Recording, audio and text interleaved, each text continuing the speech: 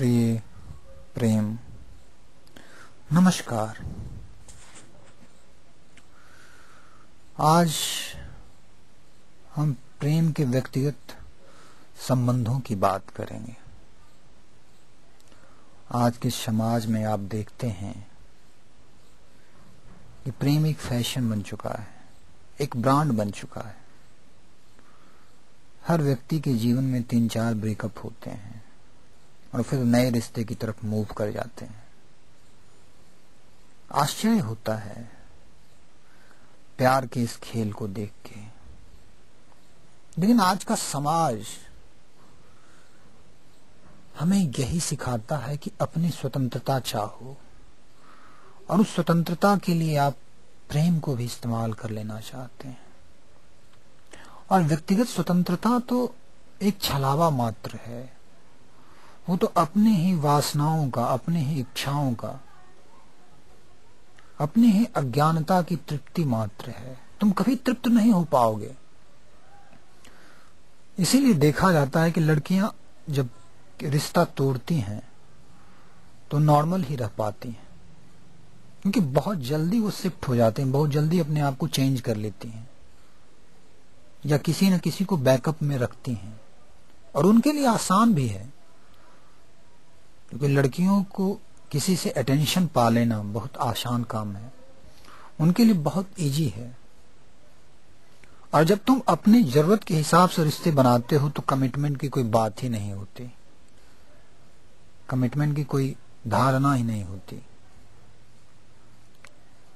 उदाहरण सामने है, प्रियंका चोपड़ा ने हरमन बवेजा को छोड़ा और हरमन काफी परेशान थे। जो एक पुरुष चित्त है वो परेशान थे, और प्रियंका हरमन के दर्द से अनजान थी, यह है क्योंकि कहीं न कहीं उसका पहले से उसने साहिद से अपना बैकअप बना रखा था। सेम आप करीना कपूर के केस में देख सकते हो। उसने शाहिद को छोड़ा और उसके पहले वो सैफ से एंगेज हो चुकी थी। तो ये रिश्तों में तुरंत सडनली चेंज कर लेना, शिफ्ट हो जाना, ये आदमी की अस्थिरता, अस्थिर चित्त की बात बताता है। और आप उतनी मात्रा में ही किसी के प्रति दुखी हो सकते हो जिस मात्रा में आप उस पर निर्भर हो, उसके प्रेम के लिए।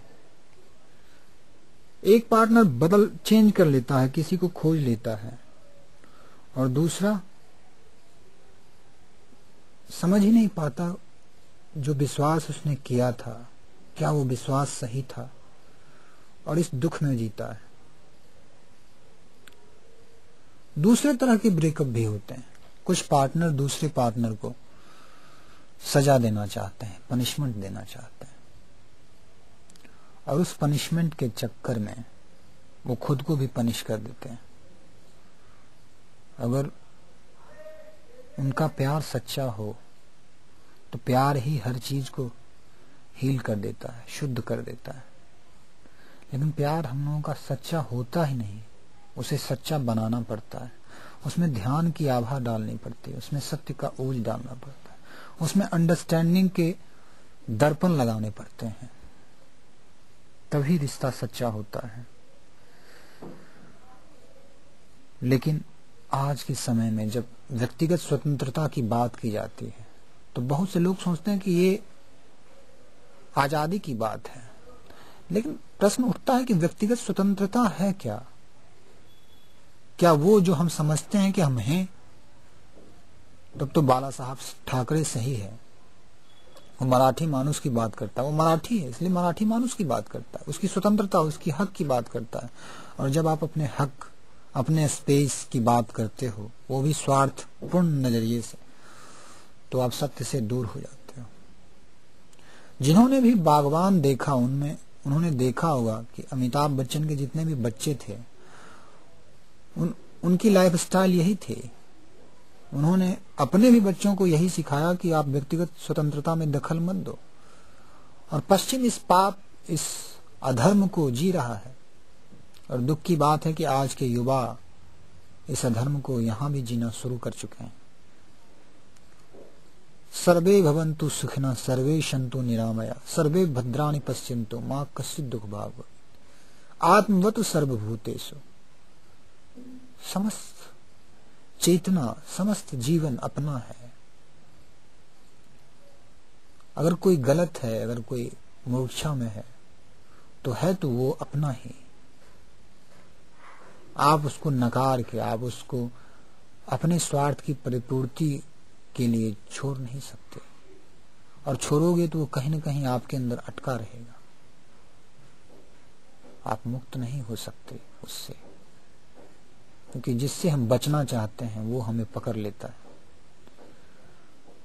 तो अपने प्रेम को शुद्ध करें, अपने प्रेम को जगाएं, अपने प्रेम को सत्य की ज्योति दें, ताकि प्रेम के अंदर का जो अंधेरा है उससे आप मुक्त हो सकें। धन्यवाद।